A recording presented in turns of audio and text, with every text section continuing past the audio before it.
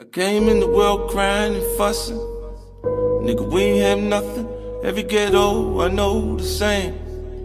We tryna make a little change. Preacher man come around talking. I don't wanna hear it, keep walking. Don't be afraid to venture over the bridge. I'm Thoro, in every borough, my name be ringing. 1, 2, 3, let's go!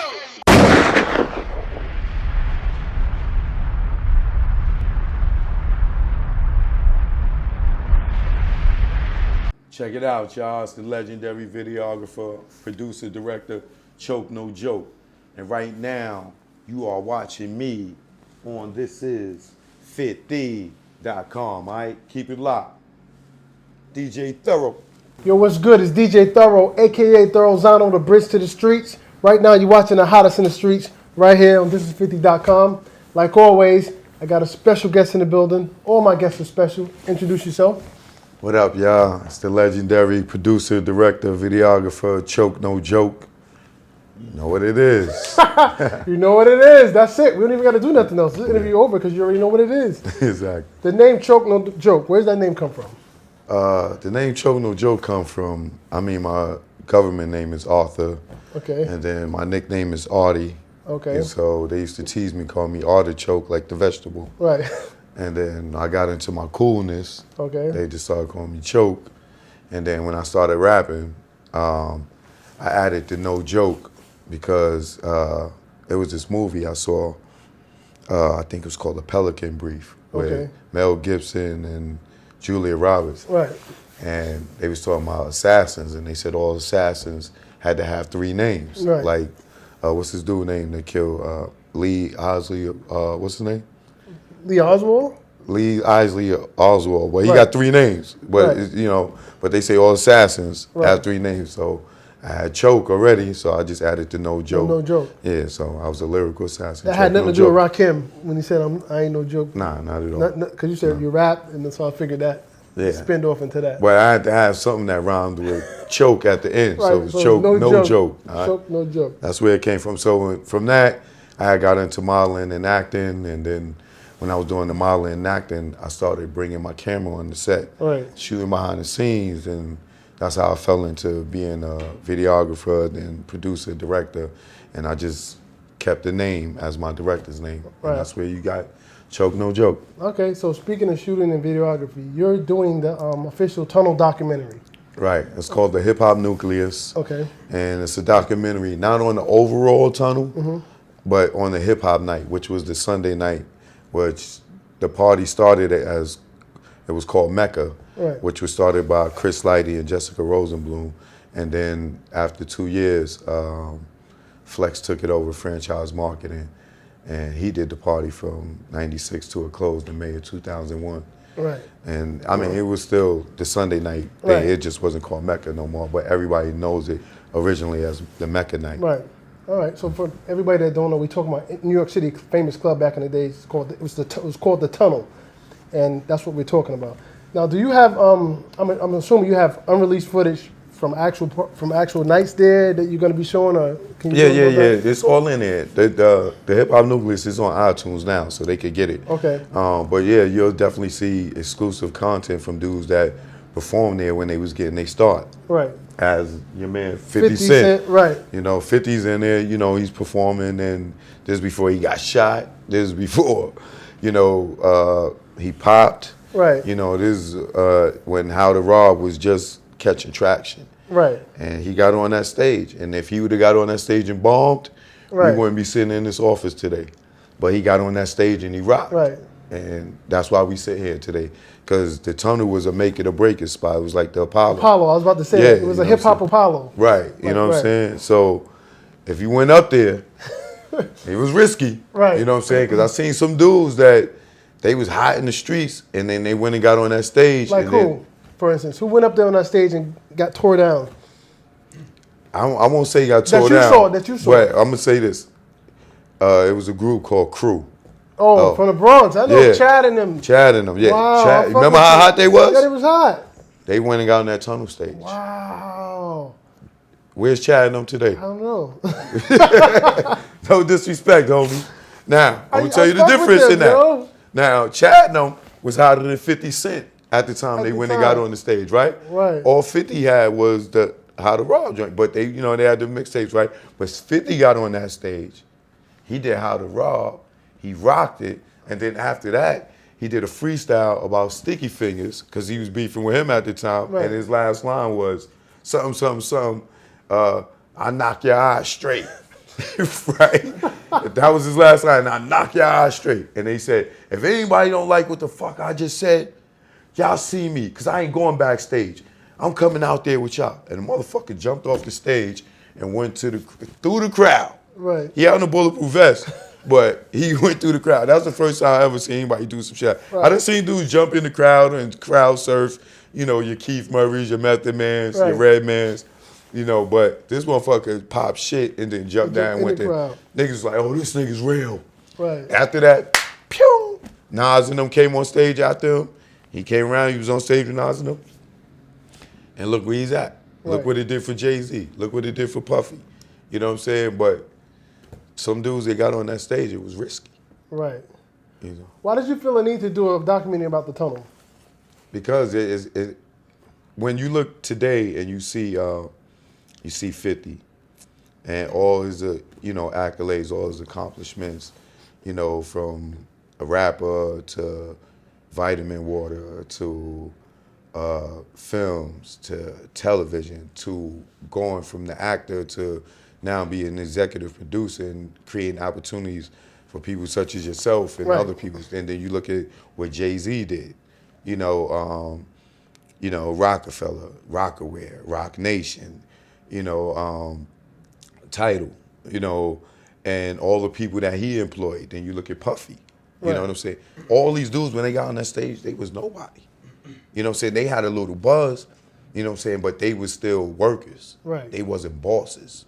You know what I'm saying? Jay and them may have their own label, but we know how that really go. Right. You know what I'm saying? Because if you look at the other guys that were like them, the Irvs and everybody else, these dudes don't have no imprint no more. Right. So when you look at the, even like 50, he's more out of the music space, but he tapped it out. You know what I'm saying? So when you look at, just those three, you know what I'm saying? The Jay, Puffy, 50, you throw Nas in there. You know what I'm saying? LL, you know what I'm saying? These are people that went to the tunnel and their music got solidified by the hardest, toughest, roughest crowd, because everybody in the tunnel was from every project in New York. It was a melting pot of street gangster thugs, stick-up kids, drug dealers. This audience is much rougher than the Apollo. You go to Apollo, you getting booed. Go to the tunnel, you might get stabbed, shot, and robbed. Robbed, you know what I'm saying? So even worse. It's rougher, you know what I'm saying? So with that being said, I wanted this new generation to understand where these guys came from and the audience that made them. Right. You know what I'm saying? And with, stuff like The Breaks coming out and, Stretch and Bobbito, they documentary. For us, in the 90s, the golden era, it was the tunnel. The tunnel is what made the 90s really pop. Flex, Cap, God Bless the Dead. God Bless the Dead, Big Cap. But Johnny Walker Red, Cypher Sounds, you came to the tunnel. You didn't come to the tunnel to hear the singles that was on the radio. You came to the tunnel to hear the grimy mixtape album cuts, which eventually made it to the radio because they were so high in the tunnel that Flex would take it to the radio and play it and drop a bomb on it, and now it's a single, and these dudes is out of here. Right. Okay. So my need to do it was not only because I filmed in there every year from 94 to 96. Wow. And, I did a public access show around it. I had another show that went on the Fox and WB around it. I did 7 titles on it, 3 VHS, Tunnel 2000, Tunnel 2001, T3. Then we released it when DVD came into play, because I've been shooting since VHS cameras. Right. So, and then the 4 DVDs, which was The Tunnel is Closed, Volume 1, 2, and 3. Then I did the Volume 4 was The Best of Jay-Z, which got me to work at Roc-A-Fella. Then I went on to BET, producing Rap City movies, commercials, and so on and so forth. But the tunnel gave a lot of us our start. You know, if you look at it, you'll see Mike Kaiser in there when he was just working at Def Jam, you know, coming in the tunnel trying to beg Cap and Flex to play the records, you know, because he's pushing records. Right. Today, he's the president of Atlantic. You know what I'm saying? But these guys playing the records he was bringing them in there helped him get moved up in position, because these records that he's pushing is getting successful. So now he's looking like, you know, he got the plug to now he's in a better position. He could cut a check to Cap and Flex, you know. Right. Now he's growing and growing and growing. Now he's the president of Atlantic. So you look at Chris Lighty just started out as the promoter there and brought all that energy in there. And then it took him to manage, you know, the LLs, the 50s, the Missies, you know, the Mall Deeps. You know what I'm saying? So that place was like a college that we all went to. Some motherfuckers didn't graduate. Some motherfuckers dropped out. Some motherfuckers got strung out on the drugs. Right. You know, and some of us prospered. You know what I'm saying? I'm still here. Yeah, You know what I'm saying? Definitely you are. So, I mean, you know, the tunnel did a lot for a lot of people. Right. Especially y'all record labels. There was another. I hate to even go this route, but Go ahead. a lot of people, for some reason, like to me, you do good work. You film content, you put it out. You have information, you let people know what's going on. You had another issue, if I'm not mistaken, with Funkmaster Flex, or was there an altercation that happened? What's the issue with you and Funkmaster Flex? What happened? Me and Flex is good now, so I'm not gonna. I ain't gonna go there. We good. What our situation was this is how Flex described it. He says, "Yo, Choke, you feel like if somebody don't want to do business with you, they hate it. Right. You know what I'm saying? Why wouldn't you want to do business with me?" Right. So my thing was with him, you know, he wanted 100% creative control over the Hip Hop Nucleus project. I wasn't giving him 100% creative control. Flex is not a producer. He's not a director. He's never shot nothing. So I cannot trust his decision making in film. Now, if he said that if I went to hire him for a party and he said he need 100% creative control on what music to play, Right. you could do that all day. You know what I'm saying? I can't, I'm not gonna argue with that. But as far as the film, nah, I ain't giving you 100% creative control over nothing that I'm doing. And that was our issue. And, you know,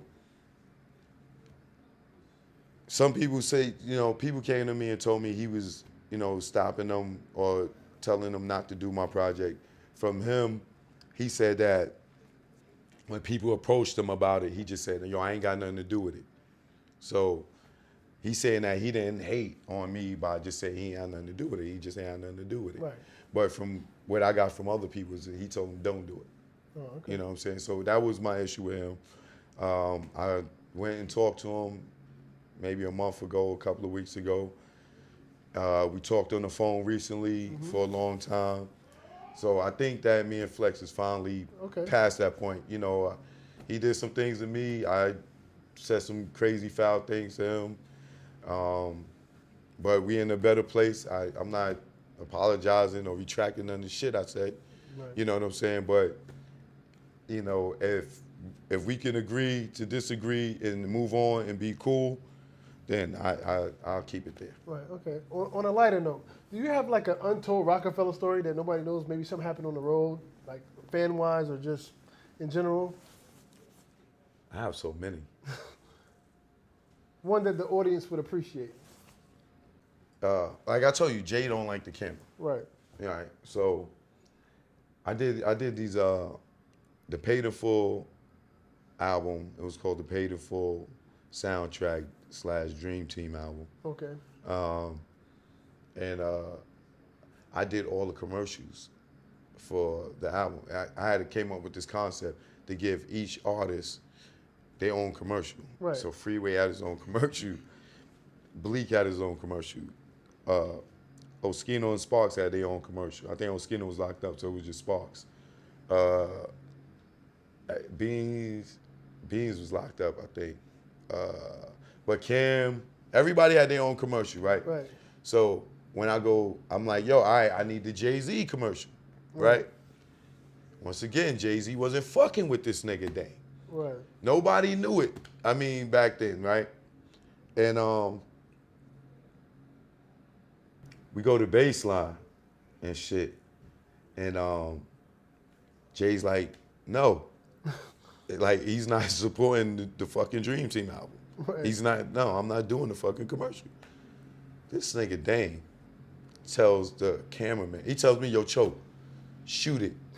Shoot it anyway. No. Nigga, you done got my fucking jaw broke already. Oh, this after that happened. Yeah, shoot it anyway. So what this nigga Dame does, Jay-Z standing there by the wall, this nigga Dame runs over to the nigga. Dream Team album, in stores now. Jay's like, yo, get the fucking camera out of here. Get the fucking camera. The kid he got filming him still got the camera. He Dame told him, yo, whatever you do, don't stop.